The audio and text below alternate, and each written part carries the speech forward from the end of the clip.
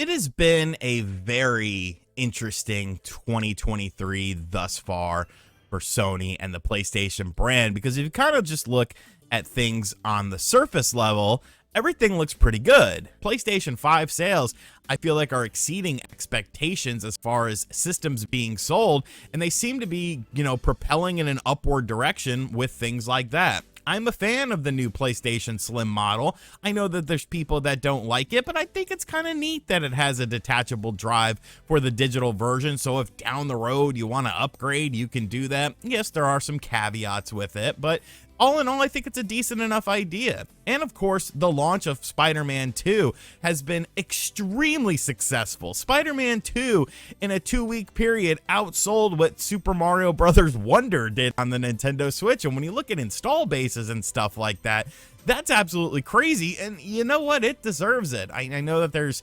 certain people online that are upset that Miles Morales appears to be the new Spider-Man going forward. I don't care.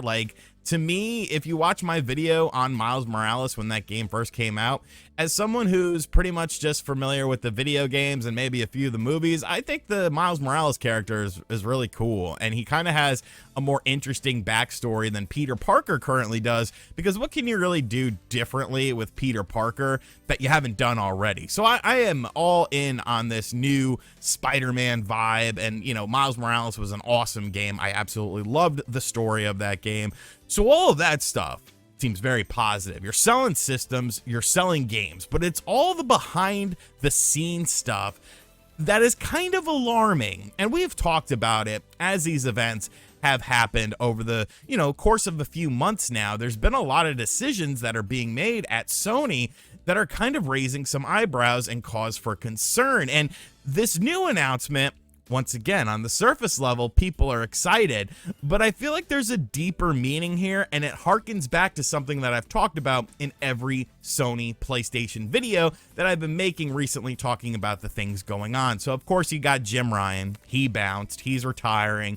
You could say that maybe there's something happening behind the scenes. You could say maybe he just doesn't want to launch another system, this, that, or the other. Who really knows? Obviously we got some information on how Sean Layden was escorted out of the building. It seems like Jim Ryan left on his own terms. Could have been because of old age, could have been because of something else. We'll never really truly know, but that seems to be having a bit of a domino effect as far as what Sony is doing in the future, because then we had the situation with Connie Booth leaving, and there was lots of speculation surrounding that because she was essentially let go from her position that she had for a very, very long time at Sony. And of course, there were rumors and sort of speculation about how The Last of Us multiplayer, the new factions, was being handled and stuff like that. And that was pretty disappointing to me because I was a fan of the first factions on, I remember playing that on the PlayStation 3, and I thought that was super fun. I actually kind of like that a little bit more than the main game. I know I'm a heartless person who doesn't like stories. Look, I like stories. That story didn't really hit with me. But then you just kind of have this mystique, this mystery that has been happening with Sony as of late. The Bungie situation, I'm not going to talk about that because, unfortunately, layoffs are just a part of the industry. You could say this, that, or the other, but it seems like, what have I been saying? The thing I've been saying is it seems like there's kind of a lack of direction with Sony and the PlayStation 5, because what are the games that are coming out in 2024 that are first-party Sony IPs? We know about stuff from Square Enix, because Square Enix and Insomniac have been holding up the brand. Well, today, actually it was yesterday, but I'm filming it today, so I don't know, that kind of works, I guess. We got some real interesting information about Sony and the future of games as a service stuff, because that seemed to be the major focal point. That's what they were looking at going forward. We want 12 games in a span of 2 years that are games as a service. But now they're walking that back. During an earnings call on Thursday, this is coming to us from Video Games Chronicle, Sony President, COO, and CFO Hiroki Totoki, hope I said that right, seemingly confirmed that this review had resulted in some games being pushed back due to quality concerns. We're reviewing this. We're trying as much as possible to ensure these games are enjoyed and liked by gamers for a long time, he said. Of the 12 titles, 6 will be released by fiscal year 2025. That's our current plan. As for the remaining 6 titles, we're still working on that. That's the total number of live service and multiplayer titles, and mid to long term, we want to push with this kind of service. That's the unchanged policy of the company. It's not like we stick to certain titles, but game quality should be the most important thing. So we're pretty much having the games as a service in half right now. We're going from 12 games by the end of the fiscal year of 2025, so really technically 2026, March of 2026, to now half of that. And a lot of people are celebrating this, and you could kind of see why. A lot of people don't like games as a service. For every one successful games as a service, there's hundreds of games that have gone by the wayside and that are never going to catch on. And it seems like every year, if you're not an established games as a service title, you're a newcomer, like you're pretty much dead in the water, because you are contingent on having a large user base for your game so that people want to continue to play your game. And especially if you're starting to charge money for these games, it gets very murky. So people are happy. You know, I saw Dreamcast guy, he made a video, he's happy that now they're only going to do 6 of these titles. But once again, looking at it from a different perspective, this kind of shows me 2 different things. One is that there is a lack of direction here, because obviously this was going to be huge for you. You wanted 12 games, and you could say that you're worried about the quality of the games, but you probably haven't seen all 12 of those games in a ready enough state to sort of decide whether or not these are going to be quality. So you're scaling that back, and you're focusing more so on 6 games during that time period, okay? So that's less games, and that's my point.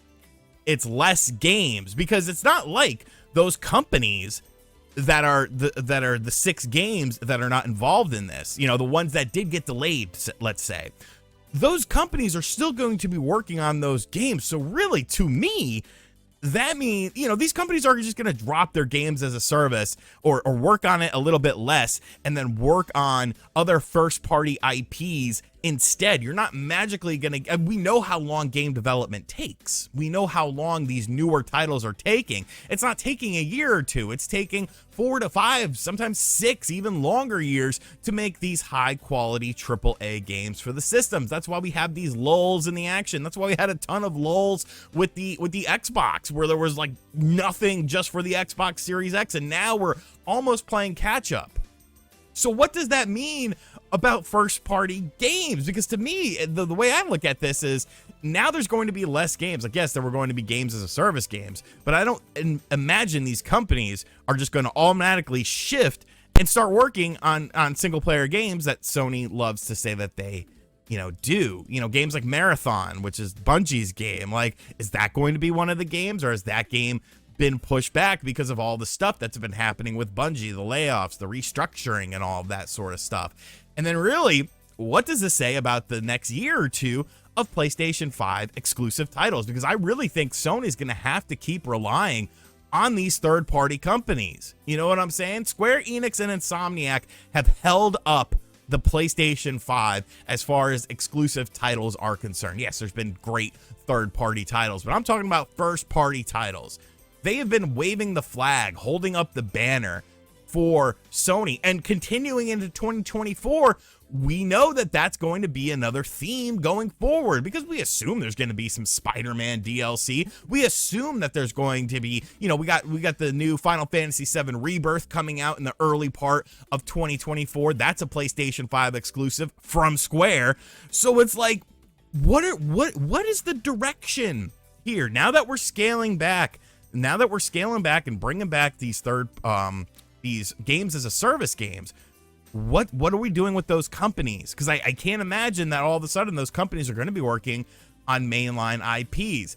It's a lack of direction. I have been saying this for months now, and when you have all of these moving parts, and you have these key moving parts that are now leaving, whether you like them or not, at least they sort of had a direction. Jim Ryan had a direction. I wasn't a huge fan of his direction, but he had a direction.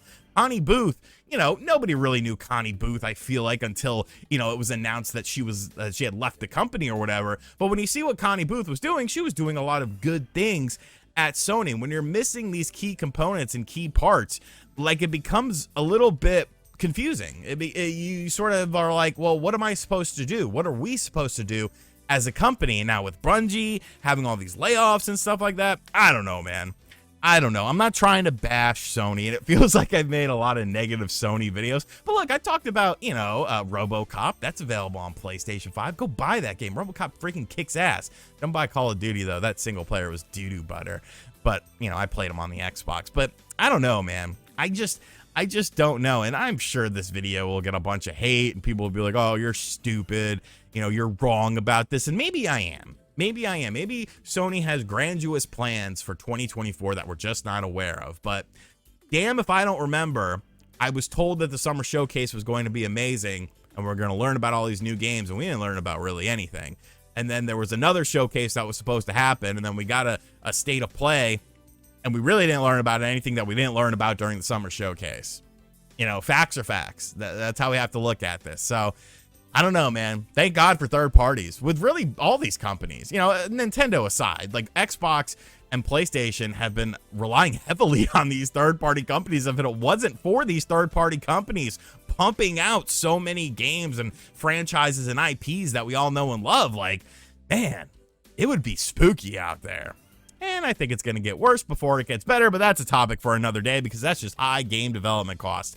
Let me know what you think of this in the comments section down below, though, because on the surface level, yes, I am glad that there's going to be less games as a service because they're just probably going to bastardize IPs that we all love. But on the flip side of that, that technically does mean less games, and it doesn't necessarily mean that these studios that were making these games are automatically going to start working on other projects and other games to bring us more games in 2024 and beyond. So, it's kind of a two-sided coin where I don't know if there's really a clear-cut winner with this. Maybe it would have been better just to churn these games out and then be like, oh, okay, most of them failed. Let's move on from this experiment. But time will tell with this. Time will tell. And as always, guys, thank you for checking out this video. If you are new to the channel, be sure to hit that subscribe button. I will have a PlayStation video coming up this month as well for the PlayStation Portal. We're going to be taking a look at that. I ended up picking one up because I don't know. I was just like, you know what? Why not? I am a video game channel. Let me pick up one of these, and